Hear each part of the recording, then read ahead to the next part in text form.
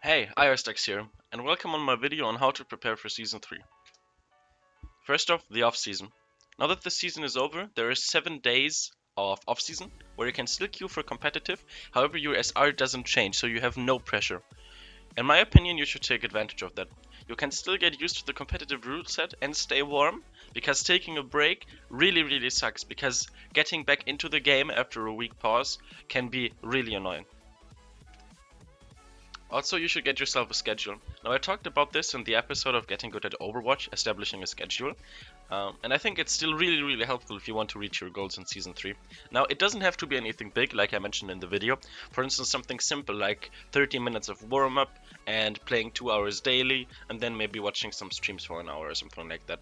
It really doesn't have to be anything big, but just something that you can latch onto so that you consistently play and that you consistently get better. Also, you should set yourself goals.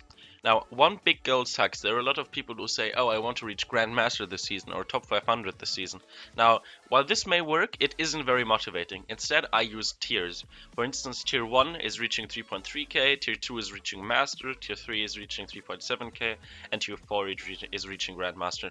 Now, all of these tiers are very reachable if I have reached the previous tier, right? So I am pretty confident that I will be able to reach tier 1. If I play well, I will be able to reach tier 2.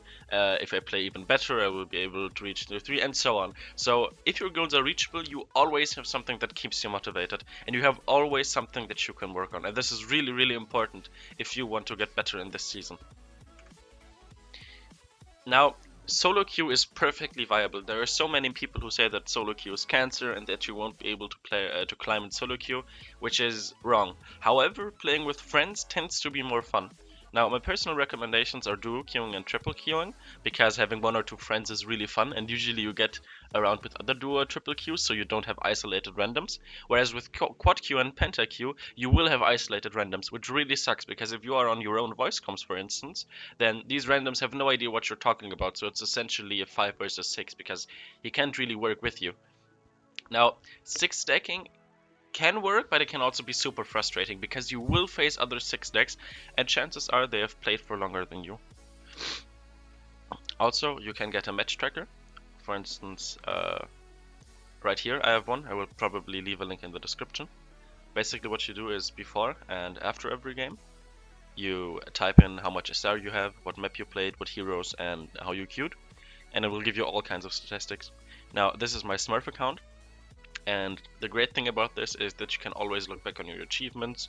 You can maybe find out which maps you are really bad on, or how much win streaks or loss streaks affected your SR gain and SR loss. Also, you should get a secondary account. I personally use one of them for practice and one of them for playing.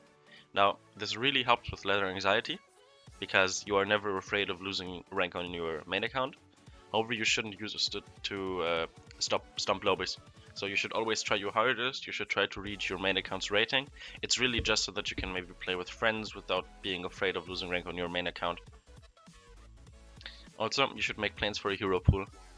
This is really important because you need a balanced pool of heroes you want to get good at, so you can really focus your practice on them and that you always have something to play. For instance, my hero pool is McCree Soldier, Roadhog Ana. So I always have something to play. Like I have a support, I have an off tank, and I have 2 DPS characters that should always work. Now, this doesn't mean that these are the only characters I can play, but these are the characters that I want to preferably pick and that I think I'm really good at.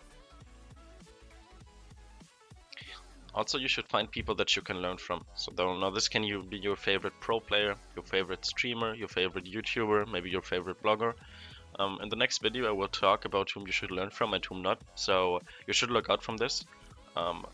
But a little pretense is make sure that they are qualified, make sure that they are actually good, because there's no point in learning from someone who isn't good themselves.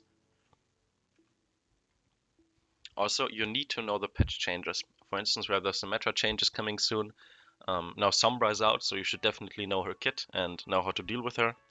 And also things like the changes to Pharah, making her almost unplayable, or the changes to ultimate charge rate, which are pretty big, or even the things like Zarya's shield getting nerfed. There's nothing worse than being surprised by a recent change, so definitely make sure that you read through all of the patch changes. I may actually make a video in the future where I talk a bit about patch changes if you guys are interested, and maybe looking at how the meta will change because of that. And last but definitely not least, you need to have fun. Not having fun makes you more susceptible, there we go, to tilt, and tilt leads to losing. So make sure that you play to improve. Season 3 is great for becoming a better player, and the season system in Overwatch in general, because they are so short. So don't be afraid of messing up in one season, because the next one is right around the corner. Now, if you don't reach your goals, it doesn't matter, because you still had fun, right? Now, once again, I'd like to thank you for watching. These are personally the things that I do to prepare for myself for Season 3. Now, maybe you want to share something, maybe you have a good idea on what you can do to prepare for Season 3. Like, always share it in the comments, man. Like, seriously, the comment section is basically the better version of the video most of the time. So I'm really interested in what you guys have to share. And once again, I'd like to thank you for watching.